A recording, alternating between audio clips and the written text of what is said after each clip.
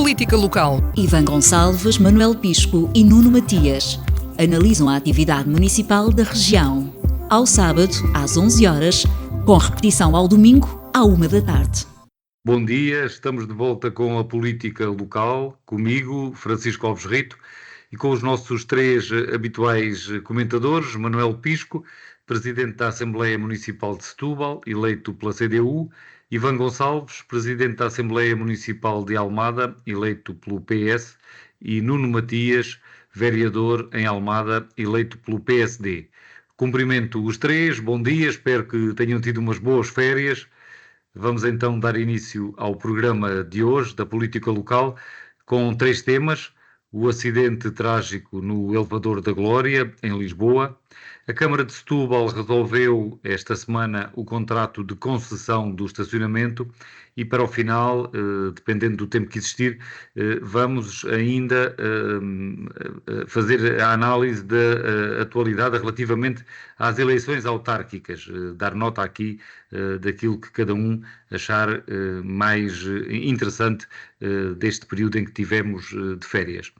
Sobre o primeiro tema, o acidente no Elevador da Glória, que esta semana marcou de forma negativa a atualidade, com 16 vítimas mortais e cerca de 2 dezenas de feridos. Um acidente como já não se via há muitos anos em Lisboa e que está agora no centro do debate político. Estão também a ser apuradas as responsabilidades, se é que a dá, porque a investigação ainda decorre e ainda não há conclusões sobre quais foram as causas e se há ou não há responsabilidades, quer individuais, quer de empresas. Esta tragédia tem também implicações políticas. Já vimos as atuações dos mais altos responsáveis políticos em Portugal, do Presidente da República até ao Primeiro-Ministro e também do Presidente da Câmara Municipal de Lisboa, que está agora no olho do furacão. Começamos por Ivan Gonçalves. Ivan Gonçalves, como é que tem olhado para este acidente e sobretudo, para o debate que surgiu depois? Há uma primeira pergunta e eu começava por aí. Este acidente diz-nos alguma coisa quanto à gestão pública, quanto à função de gestão que está atribuída aos políticos? Ou acha que não há aqui uma relação que se possa estabelecer assim, pegando neste caso concreto? Bom, mais Francisco, muito bom dia para si, para os nossos ouvintes e aqui para os meus colegas de painel, para o Manel e para o Nuno. Espero que tenham tido umas retemperadoras férias, todos. Bem, eu diria que a minha primeira palavra tem que ser naturalmente para as vítimas, para a tragédia, para as vítimas, para as suas famílias, e dizer que é absolutamente consternante aquilo que se passou. De facto, uma tragédia como nós já há alguns anos não víamos acontecer no centro da nossa capital, no equipamento histórico da nossa capital, do nosso país, e, portanto, obviamente que isso é o mais importante de ressalvar. Depois importa, obviamente, perceber o que é que se passou do ponto de vista técnico. Nós temos visto muitas teorias, muitas novidades que vão chegando ao conhecimento público, diria também, às vezes, depois as informações que chegam vamos percebendo que não são as mais precisas e, portanto, neste momento é preciso alguma calma, tentar perceber o que é que do ponto de vista técnico se passou e obviamente, apurar responsabilidades relativamente àquilo que levou ao descarrilamento do Elevador da Glória. Agora, há alguns pontos que são, depois dessa avaliação técnica que naturalmente é preciso ser feita, obviamente que é preciso fazer uma avaliação política, e há alguns pontos que não resultam diretamente da avaliação técnica sequer. Por exemplo, nós já o sabemos, aquilo que o Ministro, que o Sr. Presidente da Câmara de Lisboa, em casos anteriores, Presidente da Câmara de Lisboa, Carlos Moedas, qual é que era a sua opinião relativamente a casos anteriores. Mas eu já lá irei, porque eu acho que neste momento aquilo que é preciso é nós percebermos exatamente também o que se passou do ponto de vista político. Ou seja, aquilo que se tem vindo a público é que houve uma escolha desta direção da Carris, e que a direção da Carris foi uma escolha deste presidente, da atual variação. Veio a público também, e eu não tenho certezas absolutas, porque foram dados que vieram a público e que agora necessitam do natural apuramento e verificação sobre o facto de existir corte ou não das verbas da manutenção destes equipamentos. Se isso parece que é factual, que parte da manutenção era feita pela Carris, deixou de ser feita e foi entregue a um operador privado. Segundo também vi noticiar, esse operador privado, num próprio dia, fez uma inspeção e deu garantias de que o equipamento estava funcional. Portanto, tudo isto é preciso perceber, porque isto já extravasa a questão técnica e empurra-nos para a questão política. Independentemente de tudo, nós sabemos que, quando era candidato a Presidente da Câmara de Lisboa, e face à questão da anterior gestão da Câmara Municipal de Lisboa, liderada por Fernando Medina, ter num erro administrativo, que na altura foi atribuído a um erro administrativo, mas enfim, tentado retirar, Carlos Moedas tentou retirar conclusões políticas dessas questões administrativas, dizendo e referindo que Fernando Medina se deveria demitir, porque obviamente aos erros técnicos deve corresponder um assacar de consequências políticas e, portanto, tendo passado dados de ativista para Estados terceiros, essa demissão devia acontecer. Ora, eu acho que alguém que tem uma opinião destas, que diz que, possivelmente pondo em risco a vida daquelas pessoas, daqueles ativistas, o senhor Presidente da Câmara da altura, Fernando Medina, não tinha condições para continuar no cargo, alguém tinha esta visão sobre esse incidente, neste momento, faça um incidente que não é um incidentezinho, é uma tragédia de proporções muito superiores, onde morreu muita gente, onde há feridos graves. Alguém que entendia há poucos anos que das responsabilidades administrativas, técnicas, tinham que ser retiradas as consequências políticas, eu acho que Carlos Moedas não tem a mínima condição neste momento para não entregar a sua demissão, ou para não apresentar a sua demissão enquanto Presidente da Câmara Municipal de Lisboa e fazer aquilo que, por exemplo, Jorge Coelho fez no seguimento da queda da ponte entre os rios. Eu não digo com isto que esta doutrina, na minha opinião pessoal, eu não sei se esta doutrina é que fará mais sentido. Nós já tivemos uma Ministra da Saúde, por exemplo, Marta Temido, que se demitiu porque uma grávida morreu numa ambulância a caminho do hospital. Agora, há 4 anos atrás, era esta a visão destes temas que Carlos Moedas tinha. E, portanto, não é admissível que agora possa ter outra e que, face ao incidente que houve há 4 anos, entendia que o Presidente da Câmara se devia demitir. Bom, eu acho que não tem condições para fazer uma coisa diferente desta vez, porque o caso é muito mais grave. E, portanto, enfim, acho que é mais ou menos evidente, apesar de eu ter muitas dúvidas de que Carlos Moedas seja coerente com a sua posição, e isso sim, eu acho que é aquilo que enfraquece a moralidade dos agentes políticos. Manuel Pisco, a sua análise também ao acidente e à forma como as nossas instituições e os nossos protagonistas têm estado a lidar com este tema. Bom dia a todos, ao Matias, ao Ivan Gonçalves, ao Francisco e aos ouvintes. Cá estamos então a retomar a saison, como se dizia antigamente, da nova época política que vai ter aqui o ponto forte nas autárquicas. E o tema que agora está em cima da mesa é, de facto, tem este impacto, tem esta conexão com as autárquicas que o Ivan Gonçalves estava a referir. E tem por responsabilidade do próprio, porque ele é que tomou atitudes. O Presidente Carlos Moedas, antes de ser Presidente, tomava atitudes em relação ao anterior Presidente, Fernando Medina, que se demitiu por outras razões menos graves em termos de vidas humanas, em termos de consequências imediatas, não é? E, portanto, coerentemente com essa atitude, de facto, a comparação fica muito óbvia em relação, por exemplo, ao Jorge Coelho ou a Marta Temido, e neste governo não é só o Carlos Moedas, porque, em contraponto, a Ministra da Saúde também acha que quantos mais azares, incapacidade de solução de problemas existirem, mais a Ministra tem que ficar agarrada ao lugar, porque enfrenta e continua a ser dos acidentes. A questão dos acidentes, há coisas, são aquelas coisas que não podem acontecer. Toda a gente anda milhares de pessoas, centenas de milhares de pessoas ou milhões de pessoas de avião, e um avião não pode cair, mas eles caem. Há um momento em que, por uma razão, por outra razão, por milhares de razões, eles podem cair. Os comboios também não podem descarrilar, mas eles descarregam. Ou seja, nós não devemos absolutizar tudo na culpa personalizada. Temos que arranjar um culpado. Isso é tudo. Às vezes, há vários culpados, outras vezes é um conjunto de circunstâncias que tem a culpa de um acidente grave. Portanto, nós temos que esperar pelas investigações. Eu fiquei com alguma dúvida quando ouvi dizer que o prazo para apresentar o inquérito a este acidente era de 45 dias, a não ser que se haja análises aos materiais muitíssimo demoradas, não entendo como é que é preciso 45 dias para chegar a conclusões em relação às causas do acidente, mas enfim, eu sou leigo na matéria, não sou engenheiro destas coisas, não sei. Mas de qualquer forma é preciso determinar a causa do que aconteceu, isto é óbvio. A segunda questão, que é muito comentada pelos leigos, não é? Pelos comentadores de rua, comentadores de rua e não só, e pelos engenheiros que às vezes vemos a comentar isto, é como é que um sistema destes, que é de peso e contrapeso, um sobe com o peso do outro, um desce, o outro sobe com o peso do que desce.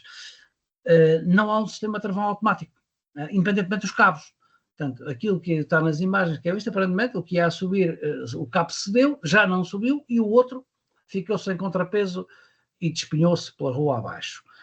Então, mas não há nos dois um sistema automático, independentemente do cabo, pelos vistos, é capaz de não haver. Portanto, isso é uma questão técnica, no plano técnico. Agora, também há que ter em conta, eu não quero ser muito contundente, porque normalmente tenho uma opinião muito vincada sobre estas questões do público e do privado. E uma coisa é ter funcionários que têm um departamento de manutenção ou um serviço de manutenção e fazem diariamente e conhecem os materiais e conhecem as carruagens e conhecem os serviços e detectam, pelo facto de haver uma manutenção interna permanente, detectam pequenas coisas que são sinais que, não havendo quem esteja a acompanhar aquelas coisas, apenas numa visita trimestral ou mensal, ou seja o que for, feita por encomenda ao exterior, não se detectam. Porque não há contacto com o serviço, com a função que as máquinas fazem. Isso é uma desvantagem. E, aliás, a história da indústria e dos transportes, não é, está um pouco cheia disso. Não é? As falhas de manutenção, quando a manutenção é externalizada. Isso acontece em todo lado. Os aviões que começam, da Boeing, começam a cair frequentemente, muda-se a apontar o dedo, há uma falha qualquer, ou onde? Na concepção ou na manutenção. E aqui esta coisa da manutenção externalizada é sempre um problema. Aquilo que veio até agora a público foi que na manhã do acidente tinha havido uma inspeção pela empresa externa contratada provisoriamente, porque a questão dos concursos públicos, o concurso público falhou. E como nós sabemos, como é do conhecimento geral, o concurso público vai ao menor custo. O menor custo é aquele que dá menos garantias técnicas e de capacidade e de conhecimentos. O menor custo tem menos capacidades de análise de intervenção, portanto é o mais barato. O mais barato não é o melhor, nunca é. O mais barato, como se diz o ditado, é sempre o mais caro. O mais barato é caro. E, portanto, os concursos públicos são feitos pelo mais barato. Tinha ficado deserto. E na própria manhã do acidente tinha havido uma inspeção. Bom, isto levanta logo uma questão óbvia, né? Se houve uma inspeção e aconteceu a coisa a seguir, então que inspeção foi feita? Mas isto estamos nós a falar por aquilo que vamos ouvindo e vendo na televisão, que tem contínuo a dizer estas coisas.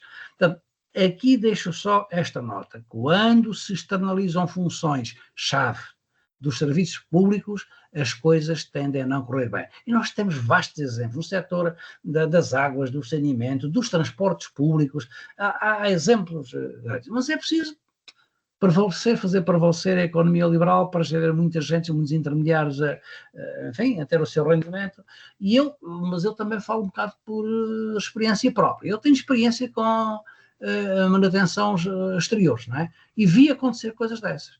Quando os serviços de manutenção, os serviços de piquete são internos, o cuidado com as coisas e a responsabilidade assumida, até porque desde logo têm o espírito de equipa, né? Os trabalhadores, em regra, quer seja isso motivado ou não motivado, mas acabam por vestir a camisola da casa.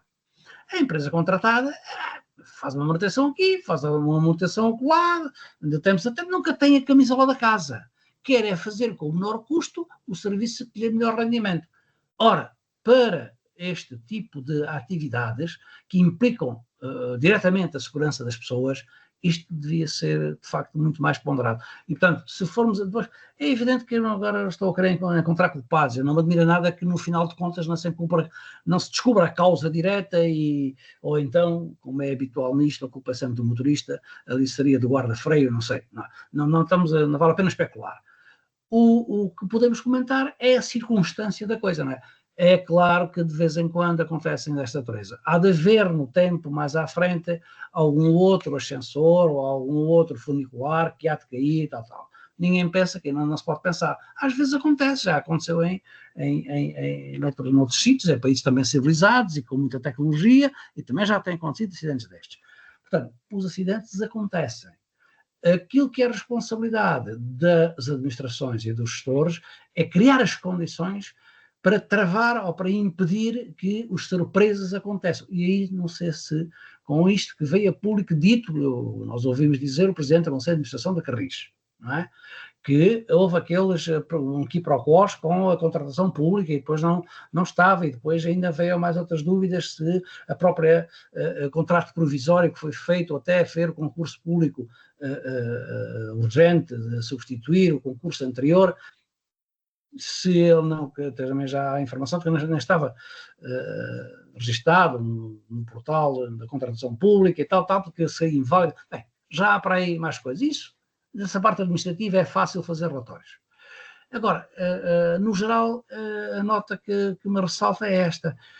Quando não são os trabalhadores da casa, os próprios, aqueles que mais se identificam com a sua função, a sua profissão e o seu serviço, e são externos, alheios, que, pronto, estabelecem a sua atividade industrial ou comercial para ganhar dinheiro, naturalmente. Não quer dizer que sejam irresponsáveis, mas só a distância e a pouca frequência do contacto que têm quando vão fazer visitas de inspeção ou de manutenção já é uma desvantagem grande em relação ao acompanhamento diário deste tipo de serviços. E isto tem que ter mesmo um acompanhamento diário, né? Tem que ser. Isto não me espanta admitir que esta questão da externalização das manutenções fragiliza a própria manutenção e a segurança das manutenções. Quanto ao resto, esperamos que haja avaliações técnicas suficientemente objetivas, capazes de identificar uma causa. É sempre bom ter uma causa. Pode até ter havido uma causa externa qualquer, pode ter caído um ferro rodaço qualquer que interrompeu o cabo que estava a fazer a circulação, qualquer coisa, pode ter havido uma coisa qualquer. E pode não ter sido culpa de ninguém, mas pelo menos na circunstância em que se devem criar as condições de evitar imprevistos, essa já não é uma questão técnica, é uma questão de administração e é uma questão política. E aí, até agora o que apareceu deixa um pouco a desejar, e pronto, e não é agora quanto ao Presidente da Câmara de Lisboa, o Carlos Moedas, não é com 3 dias de luto que se apaga a questão e a responsabilidade do município, porque no final o município tem uma administração da Carris que é nomeada pelo próprio município, tem um funcionamento que também deve ser acompanhado, e se o funcionamento da administração não cumpre inteiramente os requisitos de prevenção para estas coisas, como até o que veio até agora, foi a parte mais assustadora, digamos assim, entre aspas, não é assustador, não é terrível, mas foi aquilo que se ouviu do Sr. Presidente da Conselho de Administração da Carris. E eu não gostei de ouvir aquilo. Vamos ouvir também Nuno Matias, claro que pode comentar tudo o resto, mas eu começava aqui pelo foco sobre o Presidente da Câmara Municipal de Lisboa, Carlos Moedas. Tem, por exemplo, a decisão de suspender o funcionamento de todos os elevadores em Lisboa. Deu uma conferência de imprensa logo no dia do acidente, em que não autorizou perguntas, não ficou disponível para as perguntas dos jornalistas. Tem estado a ser o alvo dos comentários, para não dizer das críticas, dos outros protagonistas políticos e também dos comentadores. Como é que avalia a atuação do autarca de Lisboa, neste caso, Nuno Matias? Bom, muito bom dia a todos os ouvintes, ao Francisco, ao Manuel e ao Ivan, e também desejar que tenham tido umas férias retemperadoras e que este início de ciclo político possa correr tão bem quanto possível, sem falarmos na questão dos resultados eleitorais. Bom, em primeiro lugar, e nesta matéria, eu acho que há que apresentar, em primeiro lugar, condolências a todas as famílias das vítimas. Estamos a falar de uma tragédia, estamos a falar de um cenário dantesco que nos aterrorizou e que sentimos como algo que não devia ter acontecido, não há dúvida. Mas eu acho que nestas alturas é preciso ter capacidade e discernimento de não criar aqui factos que extravasam aquilo que é a racionalidade e as responsabilidades que acho que devem ser assacadas, assumidas, devem ser avaliadas. Nós estamos a falar, em primeiro lugar, do quê? Estamos a falar de um acidente que é importante que se esclareça. Quando se diz que o presidente Carlos Moedas fez uma declaração sem direito a respostas, estamos a falar de uma altura onde se fazia uma primeira declaração sobre a situação, onde se manifestava o lamento e o sentimento de perda perante uma tragédia que ceifou vidas humanas, que naturalmente, pela inocência de quem estava a usar aquele meio de transporte e também um instrumento turístico marcante da cidade de Lisboa, necessariamente a última coisa que se desejaria é que houvesse um acidente que provocasse sequer um ferido, quanto mais mortos. E, portanto, eu aconselharia, que acho que manda a regra do bom senso, não misturar situações quando se fala naquilo que se passou há 4 anos sobre a questão da identificação de cidadãos, pondo em causa a sua segurança, que tem a ver com procedimentos que foram em dado momento desvalorizados ou não corrigidos, com algumas responsabilidades políticas associadas, e misturar isto com uma questão de manutenção de equipamentos que necessariamente tem a ver com gestão técnica de uma empresa que tem órgãos de direção e que tem órgãos de gestão próprios, é estar a misturar a estrada da beira com a beira da estrada e a confundir tudo isto apenas porque estamos a poucos meses, ou neste caso a poucas semanas, de eleições, e isso não faz sentido. Seja quem fosse o protagonista neste caso, porque aquilo que manda ao bom senso é tentar perceber a cada tempo e à medida que se vão conhecendo os pormenores, aí sim o que é que se passou, qual foi a responsabilidade, qual foi a causa do acidente, se teve a ver também com o facto de ter havido, porventura, que nós não sabemos, lá está, a esta hora que estamos a falar, ainda não sabemos conclusões, mesmo que preliminares, sobre responsabilidades que porventura possam ser assacadas a quem estava responsável por fazer a manutenção. E, portanto, estar a exigir que um responsável político, no momento em que ainda não sabe tudo, tenha que responder apenas para dizer que ainda não sabe, ainda estamos a aguardar, ainda estamos à espera, significa que nós temos aqui um sentido de menor responsabilidade e racionalidade que quem nos ouve também não entende. Eu acho que há um tempo de lamento, um tempo de luto, um tempo de homenagear as vítimas inocentes de um acidente que foi trágico, e depois há aqui um tempo onde aí sim se exige um sentido de responsabilidade apurada para, primeiro, tecnicamente avaliar a causa e depois perceber o que é que levou essa causa a não ser evitada.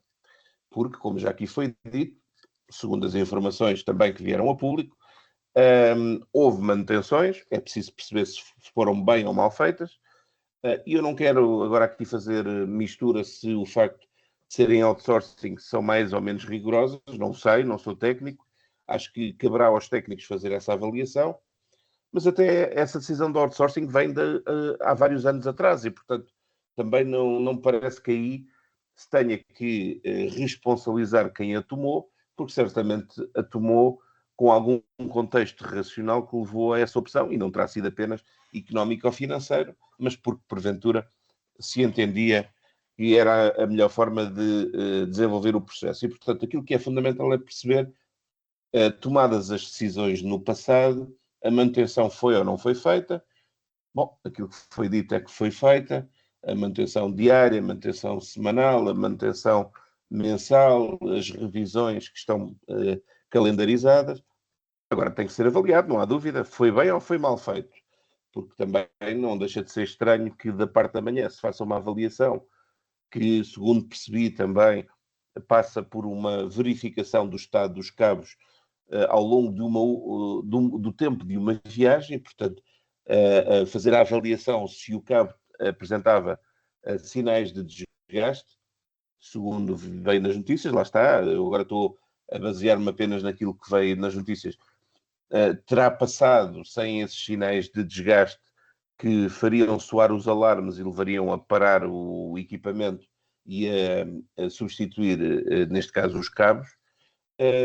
O que é certo é que parece que passou e deu-se um acidente. E agora temos que perceber se deveu por uma fatalidade que não era possível de prever ou se deveu a uma manutenção indevidamente feita ou uma avaliação do estado do equipamento que não foi correta. E, portanto, aí os técnicos devem fazer esse caminho e andam mal os políticos, apenas porque estamos a 4 ou 5 semanas de eleições autárquicas, começar agora a tentar tirar dividendos de uma tragédia que me parece que não se justifica e parece que ficamos todos mal na fotografia, porque hoje acontece a um presidente que, neste caso, é do PSD, amanhã pode acontecer a um presidente que é do PS ou da CDU ou de outro partido qualquer, e eu acho que este padrão de responsabilidade, sentido de prudência, sentido de equilíbrio, de análise e de avaliação, acho que deve ser tido, seja qual for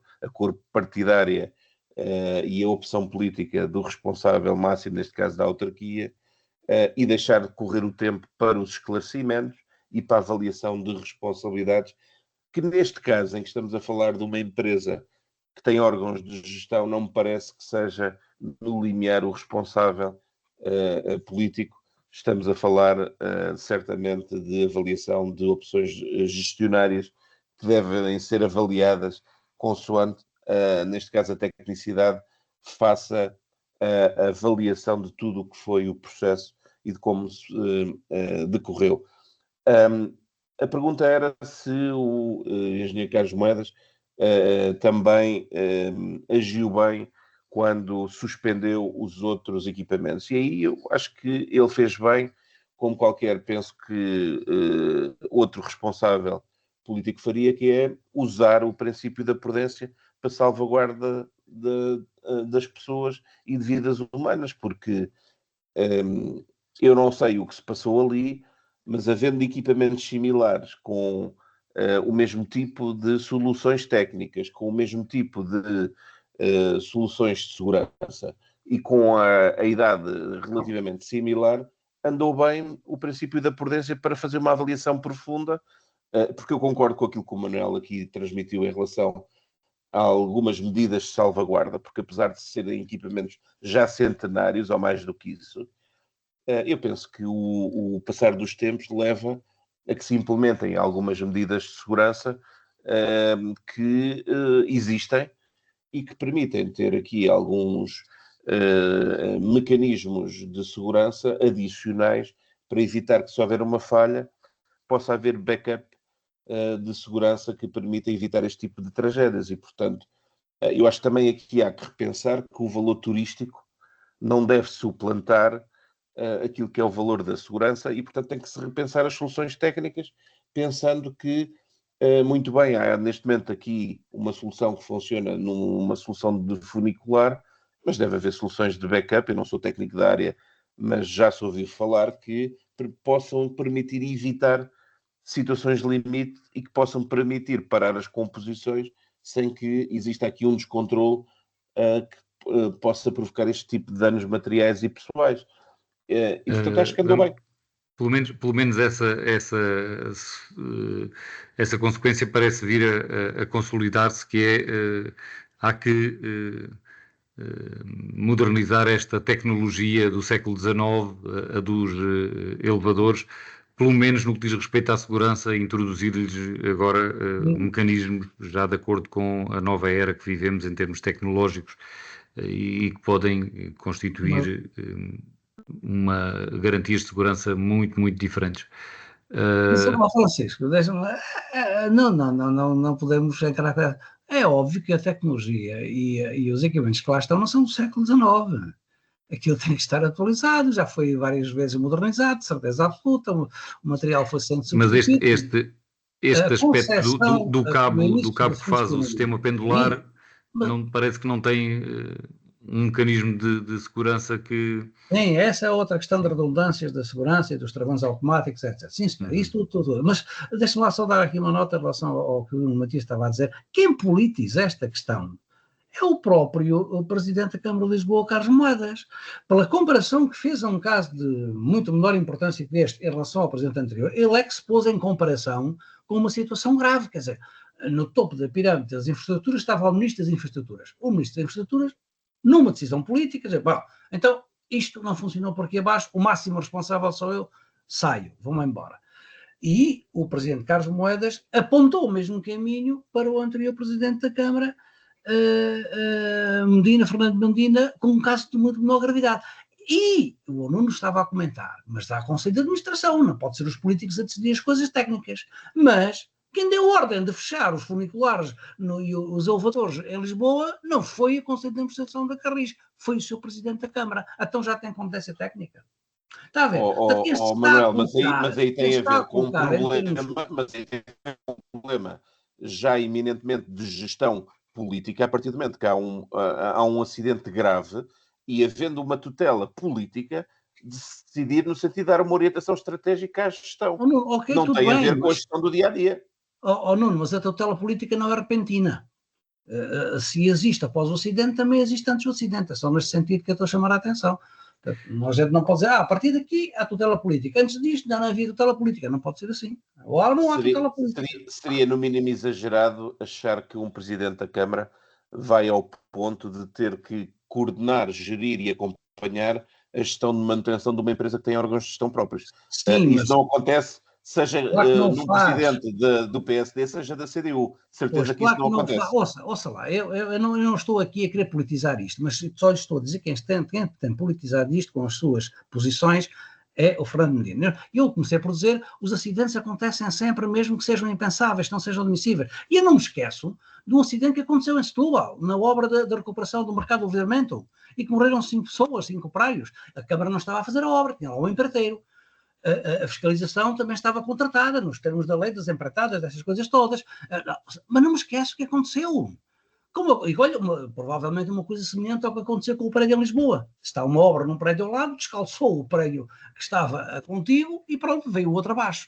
Não, estas coisas acontecem, sim senhor. Agora, a responsabilidade dos políticos é antes de acontecerem as coisas em termos das decisões de ação e não são meramente técnicas. Eu não percebo nada disso. Façam lá e os técnicos que entenderem. Então, se não percebe nada disso, fica dependente da capacidade técnica dos administradores, dos gestores, dos diretores, etc., mas depois não tomam decisões sem serem através dessa hierarquia e da administração própria das empresas, não é? Portanto, as empresas, é natural, eu não estou em desacordo que se tenham parado os outros elevadores, é natural, isso cria um estado de comoção e, de repentinamente, quem é que tem confiança para ir para elevadores? Tem que se verificar todos então, tudo bem. Mas quem se pôs nos bicos de pés para se pôr a misturar as competências políticas com as técnicas foi o próprio Presidente. Ele é que tomou a decisão e veio anunciá-lo. Ora, então porquê é que não foi o Conselho de Administração da Carris? E neste ponto é que eu digo, ele é que se coloca em condições de comparação das falhas da política e das exigências e os critérios que ele próprio criou para os outros e que não segue para ele próprio. Mas isso, pronto, isso é política, já se senhor, mas é uma apreciação que temos de fazer, não é? Já temos agora... A questão é mesmo essa, quem criou a doutrina de que, havendo um erro administrativo dos serviços, isto devia conduzir à admissão do Presidente da Câmara, foi o próprio Carlos Moedas. Criou, enfim, deu gás a essa doutrina.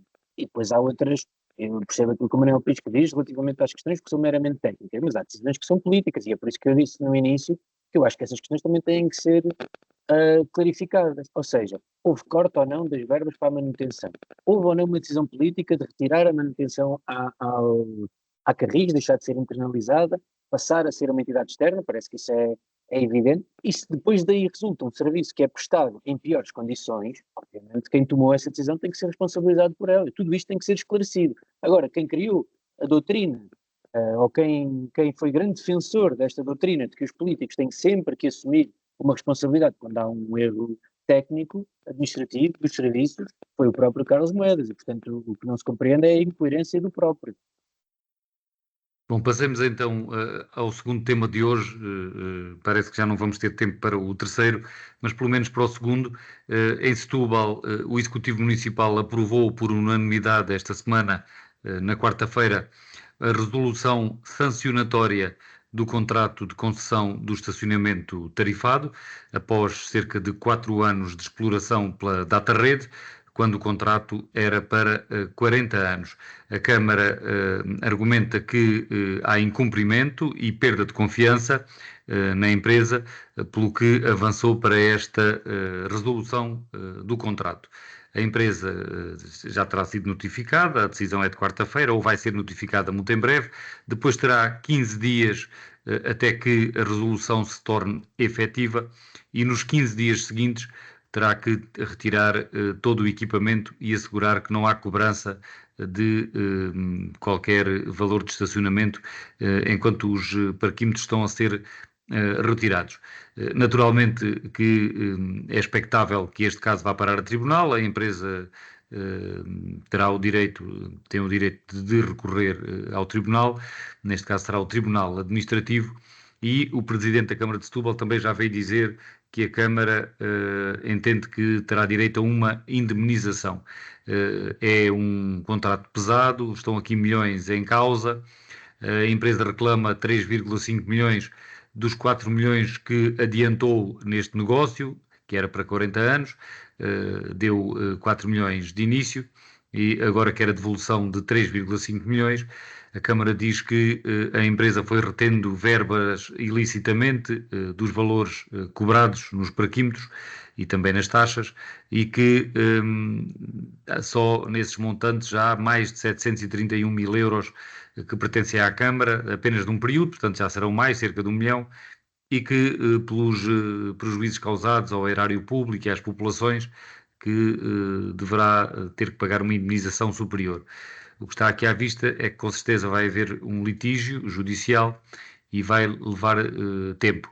Uma coisa que parece estranha e que ninguém falou até à data, este contrato, pelo que é público e pela prática já anterior, já houve aqui uma ação judicial principal e uma providência cautelar, não tem a convenção do Tribunal Arbitral, que é mais comum neste tipo de contratos entre privados e públicos, atendendo à morosidade da justiça dos tribunais administrativos, que às vezes leva uma dezena de anos.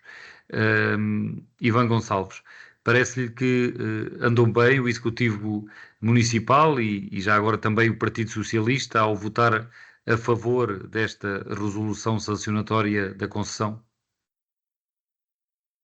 Bem, eu acho que se, de facto, os autarcas, neste caso os vereadores de Câmara, se entendem que há um incumprimento desta entidade privada, claro que sim, aquilo que têm que fazer é tentar ressarcir o erário público das verbas que são devidas. Acho que aqui não há dúvida nenhuma. Agora, o que é preciso é perceber de que forma é que este contrato também foi feito e se ele não foi prejudicial para o município, ou melhor, se existem formas do município se libertar dele e de sancionar esta empresa, porque também sabemos que muitas vezes aquilo que acontece é que os contratos são feitos protegendo as empresas, ou pelo menos protegendo mais as empresas do que o erário público. E, portanto, é isso que nós temos que perceber. Agora, a questão, pelos vistos, será dividida por um tribunal. Obviamente, eu não conheço os pormenores deste tema. Agora, que acho que toda esta situação era absolutamente evitável, que isto é também consequência da gestão de Maria das Dores Meira, que não parece ter sido muito prudente, não parece ter acautelado o interesse dos setubalenses e da Câmara Municipal. Isso acho que é uma evidência. Portanto, neste momento existe uma maioria na Câmara Municipal que reconhece que, de facto, não era este caminho que devia ter sido seguido. Aquilo que eu espero, verdadeiramente, é que depois, no fim de contas, não sejam os setubalenses a pagar pelos erros que foram cometidos pela anterior gestão camarária, porque isso é que eu acho que seria absolutamente lamentável. Estamos a falar de dinheiros públicos que devem ser utilizados para interesse público e não para benefício de uma entidade privada, como é o caso desta empresa. Nuno Matias, quer também analisar este caso. Já temos vindo aqui a falar sobre ele, mas agora há estes pormenores. É definitiva do ponto de vista da tomada de decisão do município e existem também pormenores quanto às pretensões de uma parte e de outra relativamente às condições de resolução do negócio. O que é que lhe parece a decisão e também no caso dos eleitos do PSD que votaram favoravelmente, apesar de com críticas, o que é que lhe parece a conduta de todas as partes relativamente a este desfecho? Bom, Francisco, nós já temos falado nesta matéria várias vezes. Eu acho que aquilo que resulta evidente é que é um processo que, com razão ou sem ela, vai resultar num litígio bastante significativo entre o município de Setúbal e esta empresa, que, a avaliar pelas críticas, não terá não só falhado aos seus compromissos, como manifestamente, do ponto de vista de atuação, terá violado aquilo que eram os seus deveres enquanto concessionário. E, portanto, os órgãos autárquicos têm também a responsabilidade e a competência de, avaliando o cumprimento ou o não cumprimento deste tipo de responsabilidades, poder agir. E, em primeiro lugar, houve certamente uma avaliação técnica sobre o cumprimento ou incumprimento deste tipo de responsabilidades, para depois haver uma decisão política por parte dos órgãos autárquicos sobre esta matéria. Claro que podemos voltar àquilo que já se tem aqui falado, que foi a montante, o processo foi bem ou mal conduzido, os requisitos de responsabilidade para quem ganhasse este processo de concessão estavam ou não bem apresentados, havia um calendário de responsabilidades devidamente identificado, a planificação das áreas de pagamento tarifado no espaço público estavam ou não equilibradas, delimitadas, foi feito de acordo com os melhores interesses, quer do território, quer da população, quer naturalmente da autarquia.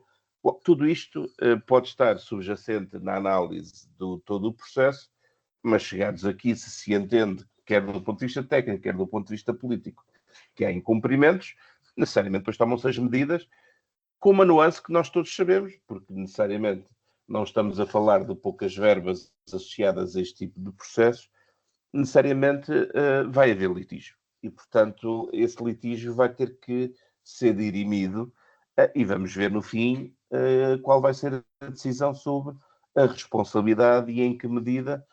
E lá está, querendo ser coerente também com aquilo que já disse no passado, como disse ainda sobre outro tema aqui, eu acho que temos que ser objetivamente sérios e pôr aqui algum gelo nos pulsos e aguardar que se faça uma avaliação sobre a tramitação técnica de responsabilidades para depois haver uma decisão final dos órgãos jurisdicionais, porque necessariamente vai ter que acontecer isso. E foi isso que nós já dissemos quase ad nauseam, que é havendo aqui um desencontro entre a autarquia e o concessionário, certamente cada um a entender que tem as suas razões, agora vai ter que haver uma terceira parte a dirimir que responsabilidades é que existem, e se porventura esta decisão implicará alguma responsabilidade do município no futuro. Esperemos que não, e esperemos que tenha havido uma ponderação técnica à montante, mas eu também, não conhecendo os dados completos, também seria desonesto estar agora já aqui a fazer julgamentos. Podemos pensar que no início as coisas podiam se calhar ter sido mais ponderadas, mas agora há que deixar tramitar a análise técnica sobre a evolução do processo e deixar agora o órgão jurisdicional fazer a avaliação. Manuel Pisco, o presidente da Câmara Municipal de Setúbal, tem dito que este contrato é da responsabilidade de Maria das Dores Meira, que geriu o melhor possível, e ainda agora recentemente no debate do Observador ouvimos Dores Meira a dizer o contrário, que o que está aqui em causa é a incapacidade da Câmara Municipal para lidar com o contrato e não propriamente o contrato. Acha que este Executivo fez o que tinha a fazer neste processo e que a resolução do contrato obrigava mesmo a toda esta ponderação e a um procedimento ou a um processo moroso, como foi este? Sim, não, o que está aqui em causa não é o ter medo de uma decisão jurisdicional, era o que faltava. O que faltava é que, perante um concessionário, o interesse público estivesse em risco e se levasse o setubalense, através do erário público, através do orçamento municipal, a pagar indenizações, por um incumprimento flagrante e reiterado das principais responsabilidades do adjudicatário, do concessionário. Quer dizer, a questão dos 3,5 milhões foi uma entrada, é uma obrigação do concessionário. A questão da construção, ou seja, primeiro aquele paraventos que estava previsto para o Largo José Afonso, ou depois, em vez disso, ser a obra no campo das Praias do Sado, fosse qual fosse a contrapartida, ela está contratualmente prevista. Era o que faltava, era que numa rescisão por incumprimento do contrato do concessionário, ele viesse a exigir a devolução das comparticipações que contratualmente ficou obrigado. Era o que faltava.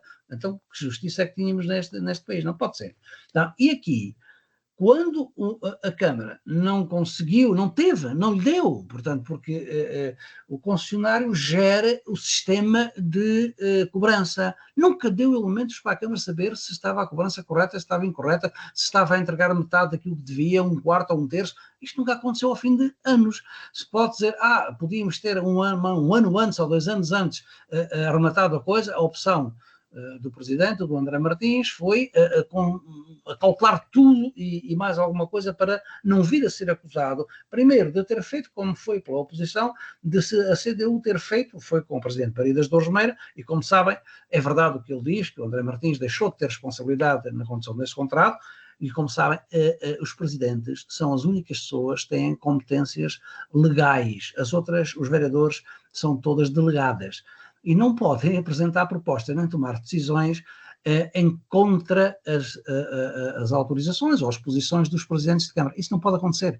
Um vereador tem um ploro, mas não pode levar à Câmara propostas contrárias àquilo que o Presidente da Câmara quer, o Presidente ou a Presidente. Portanto, aconteceu o contrato como ele foi desenhado, como o Presidente quis, isso é inteiramente verdade. E sobre isto, a oposição, o Partido Socialista sobretudo, tem tido, confunde as duas discussões. É a discussão da justificação do incumprimento com a discussão de que o contrato inicialmente era por muito tempo, 40 anos, e com áreas demasiado alargadas de estacionamento. Isso é outra questão, é a questão inicial do contrato. O PS foi contra por isso, porque era muito, não é? Eram umas áreas muito grandes, basicamente era esse o argumento. Mas agora o que está em causa é que fosse muito ou fosse pouco, aliás, nem chegaram a ser todas feitas, né? Há sempre um exagero nestas coisas, nestes argumentos, mas o que se trata é que aquele contrato que foi feito, ainda bem que não tem comissão paritária, porque senão é isso aí o favorecimento da parte privada é sempre, obviamente, o mais certo, não é? Não há que ter receio nenhuma de uma apreciação judicial disso, que aliás já foi feita algumas e isto resolve-se rapidamente, quer dizer, é tão flagrante o incumprimento. Ora, eu acredito que se ao fim do primeiro ano, como estava previsto, houvesse um parque de estacionamento subterrâneo da Avenida Luís Otódio, ao fim do 5º ano houvesse o segundo parque de estacionamento, esta questão, e se o concessionário estivesse a entregar, a demonstrar as verbas cobradas e a integrar a parte que devia integrar ao município, isto não havia problema, a coisa geria-se, pronto, havia a oposição a dizer que o desenho inicial era por muito tempo porque é preciso prever um tempo suficiente para o retorno do investimento, que não foi feito. São os parques subterrâneos, são os grandes investimentos. Está à vista de toda a gente. O principal objeto da concessão não é controlar o estacionamento, isso a Câmara pode fazer por si sozinha. Era fazer o estacionamento ordenado e tarifado com o investimento dos parques subterrâneos. E o concessionário nem sequer iniciou. Ao fim do ano devia ter um. Ao 5º ano devia ter outro. Portanto, isto está claramente, até o decurso do tempo também é um comprovativo do incumprimento, porque não houve precipitação para dizer que ainda é cedo para dizer se cumpre ou não cumpre, passou o tempo suficiente para que o concessionário mudasse a posição e para cumprir aquilo que estava a incumprir. Agora, ter medo da justiça, então, isso não vale a pena ninguém ir para a política quando tem medo da justiça, quando está a defender o interesse público. Caramba! Quer dizer, se não é óbvio que há que defender o interesse público, não é a questão do estacionamento tarifado, está aqui, porque o tarifado não foi agora a CDU que o inventou. 30 anos antes, já, ou 20 anos antes, já o Partido Socialista tinha feito uma concessão do estacionamento tarifado. Não é essa a questão.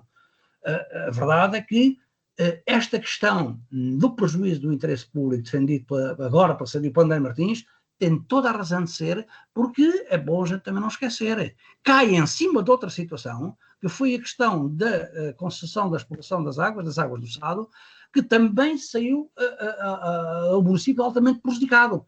Desde logo até por um incumprimento mais que óbvio, que foi a retenção de rendas que durante anos as águas do Sado fizeram. E é verdade, sim, o André Martins tentou essa rescisão do contrato.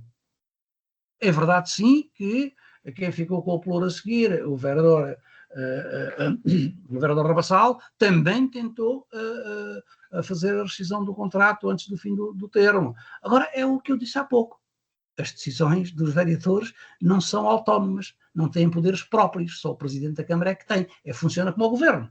Um ministro, se anunciar qualquer coisa contra a vontade do Primeiro-Ministro, vai lá um ministro anunciar que vai fazer o aeroporto de Alcochete, não é? Foi sem autorização. Pronto, no Montijo, sim. No Montijo, sim. Ele é Montijo. Pronto, eu quero esclarecer bem este ponto. Não há nenhuma competência própria dos vereadores. É só do Presidente da Câmara. As competências executivas dos municípios é só exatamente como o Governo. As competências todas estão no Primeiro-Ministro, depois delega nos seus ministros, atribui-lhe as suas competências e funções. E eles têm funções dentro da linha política da decisão do Primeiro-Ministro. Nas câmaras é a mesma coisa. Estamos a chegar ao final do tempo. Perguntar a Ivan Gonçalves e a Nuno Matias se querem acrescentar alguma coisa sobre este tema. Não querendo nenhum dos dois. Chegamos ao final do programa. Não temos tempo para o terceiro tema. Sim, Ivan Gonçalves? Não, eu estava a dizer que não tinha mais nada a confirmar, acrescentar. sim. Obrigado. Pronto, não temos aqui alguns minutos, mas já não dá tempo para o terceiro tema, sobre as autárquicas, atualizar os dados do período de férias, mas este é um tema que está em curso e ainda teremos a oportunidade no próximo programa de falar, no próximo e nos próximos, de falar sobre as eleições autárquicas. Sobre isso eu vou apenas aproveitar o tempo que nos resta para referir que o jornal O Setubalense tem em curso uma operação autárquicas 2025, com debates em todos os concelhos da Península de Setúbal e também em todos os concelhos do litoral alentejano. São 14 debates ao todo, em 22 dias úteis durante este mês de setembro. O primeiro já teve lugar em Alcácer do Sal, na quinta-feira.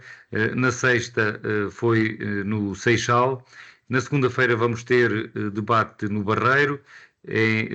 Dia 10 em Santiago do Cacém.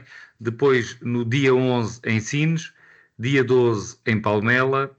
Dia 15, em Sesimbra. Dia 18, na Moita.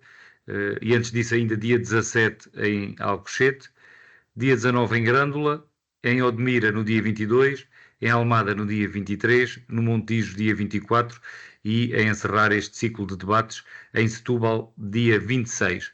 Todos estes debates estão marcados para as 11 horas da manhã e têm streaming, transmissão em direto nas redes sociais do Setubalense e também de vários parceiros, desde a Popular FM, à Rádio Sines, a Rádio Miróbriga em Santiago do Cacém, também a Rádio Pax em Beja e o jornal ULEM, são parceiros que ajudam a divulgar estes debates e eu creio que é um autêntico serviço público que o Setubalense presta, tendo em conta que a generalidade destes concelhos não teriam um debate ao vivo e aberto ao público entre os cabeças de lista. Os eleitores não teriam a oportunidade de os ver em confronto direto se não fosse o Setubalense a organizar e a proporcionar essa oportunidade. E agradeço então aos nossos 3 membros da política local, Manuel Pisco, Nuno Matias e Ivan Gonçalves. Voltamos a encontrar de hoje a 8 dias. Boa semana para todos, boa semana também para os ouvintes. Política local. Ivan Gonçalves, Manuel Pisco e Nuno Matias analisam a atividade municipal da região. Ao sábado, às 11 horas, com repetição ao domingo, à 1 da tarde.